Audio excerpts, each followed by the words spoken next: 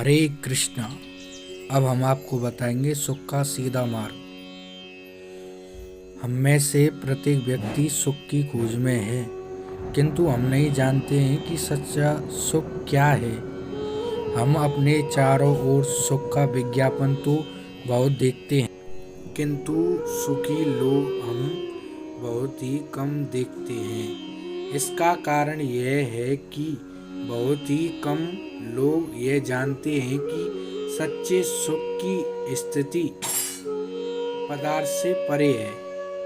यह वह सच्चा सुख है जिसकी विवेचना भगवत गीता में भगवान कृष्ण ने अर्जुन को समझाया है। सुख का अनुभव साधारणतः हमारी इंद्रियों के माध्यम से होता है।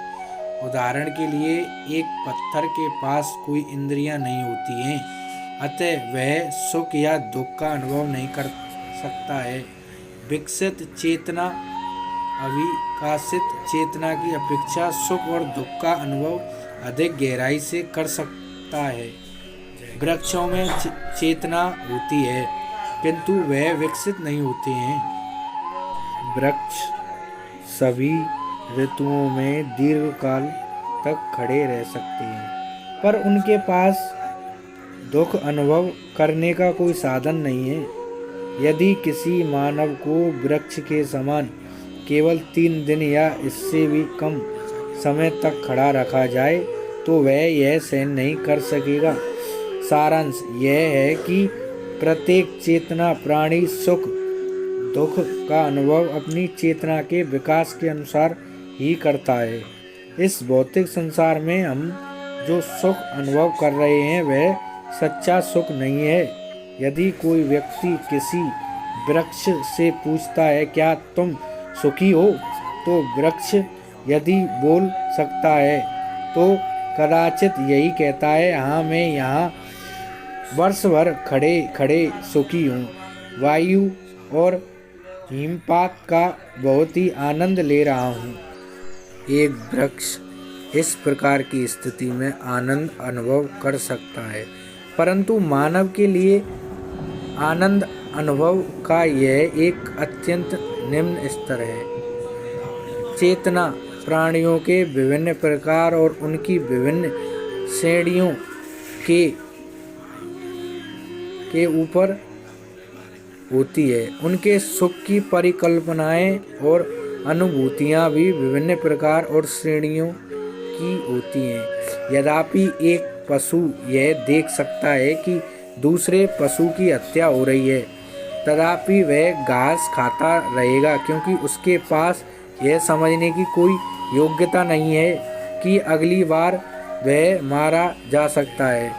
वह सोचता है कि मैं सुखी हूँ, पर दूसरे ही क्षण वह मारा जा सकता है। इस प्रकार सुख की अलग अलग श्रेणियाँ होती हैं, किंतु इन सब में सर्वोच्च सुख क्या है?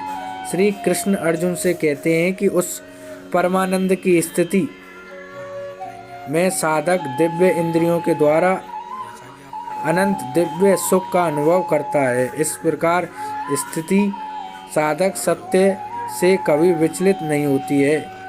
यदि कोई मानव सुख प्राप्त करना चाहता है तो उसे बुद्धिमान होना आवश्यक है। यदि कोई मानव सुख प्राप्त करना चाहता है तो उसे बुद्धिमान होना आवश्यक है। पशुओं के पास विकसित बुद्धि नहीं होती है, इसलिए वे जीवन का ऐसा सुख नहीं ले सकते जैसा मानव ले सकता है। एक मृत व्यक्ति के भी हाथ पैर आँख नाक आदि सब इंद्रियां होती हैं, फिर भी वह आनंद नहीं ले सकता। ऐसा क्यों? ऐसा इसलिए होता है क्योंकि सुख अनुभव करने वाली चेतना शक्ति उस शरीर से लुप्त हो चुकी होती है और शरीर में कोई शक्ति नहीं बची होती है। यदि हम थोड़ा बुद्धिपूर्वक इस विषय पर और अधिक विचार करेंगे तो पाएंगे कि जो वास्तव में सुख का अनुभव कर रहा था वह शरीर नहीं था, उसके भीतर रहने वाली सूक्ष्म चेतना थी। मनुष्य चाहे समझे कि वह शारीरिक इंद्रियों के माध्यम से सुख उठा रहा है, किंतु वास्तव में सुख भोगता तो आध्यात्मिक है, किंतु भौतिक आवरण के कारण वह सामर्थ्य हमेशा अभिव्यक्त नहीं होता है। हमें पता हो या नहीं, उस चेतना की उपस्थिति के बिना शरीर के।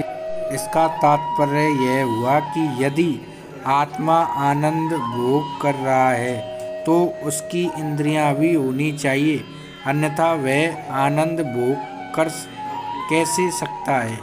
वेद इसकी पुष्टि करते हैं कि यद्यपि आत्मा समान सूक्ष्म है, तथापि वही वास्तव में आनंद का भोक्ता है।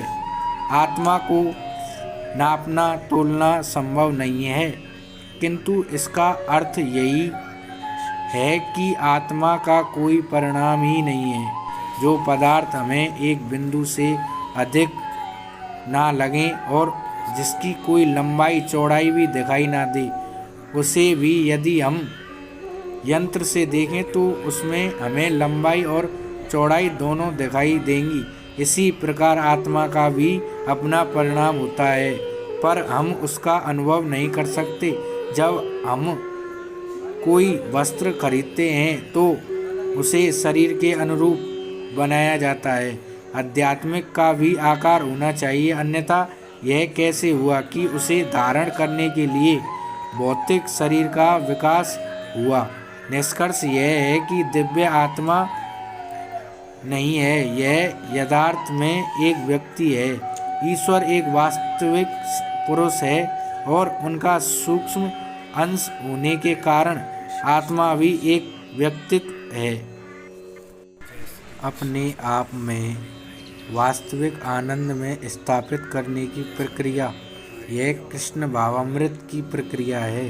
कृष्ण भावनामृत द्वारा हमें सने सने अपनी वास्तविक बुद्धि का विकास करते हैं, और जैसे जैसे हम आध्यात्मिक उन्नति करते हैं, वैसे ही आध्यात्मिक आनंद का अनुभव सहज रूप में करने लगते हैं। जैसे जैसे हमें इस आध्यात्मिक आनंद का स्वाद आने लगता है, वैसे ही हम भौतिक आनंद को उसी अनुपात में विरक्त होने लगते हैं। जब हम परम सत्य को समझने में प्रगति करते हैं तो स्वाभाविक रूप से ही हम इस झूठे सुख से विरक्त होने लगते हैं। कोई मानव अगर किसी न किसी प्रकार कृष्ण भावामृत की उस स्थिति पर पहुंच जाता है, तब परिणाम क्या होता है। तो आइए हम अपनी वाणी को विराम देते हुए हरे कृष्ण महामंत्र का जप करते हैं। हरे कृष्ण कृष्ण कृष्ण हरे हरे, हरे राम राम राम हरे हरे, हरे कृष्ण।